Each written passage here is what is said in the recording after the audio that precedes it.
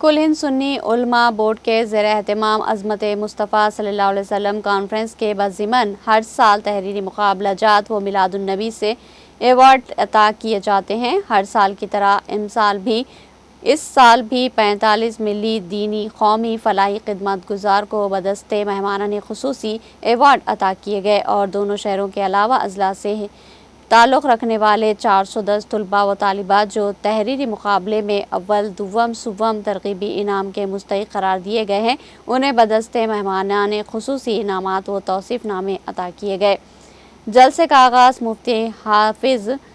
رمیسا افشین کی قرات، حافظ محمد وقار الدین کی نعت شریف سے ہوا۔ خطبہ استقبالیہ الحاج محمد معز بابو چودھری کلمات تشکر ڈاکٹر مفتی عبدالواسع احمد ادا کیے۔ اس جلسے میں بحیثیت مہمان خصوصی جناب طارق انصاری، صدر نشین اقلیتی کمیشن ڈاکٹر حافظ محمد مظفر حسین خان بندہ نوازی، ڈاکٹر مفتی حافظ محمد مستان علی قادری، مفتی محمد حسن الدین، مولانا عرفان اللہ شاہ نوری، ڈاکٹر حافظ محمد صابر پاشا قادری، مفتی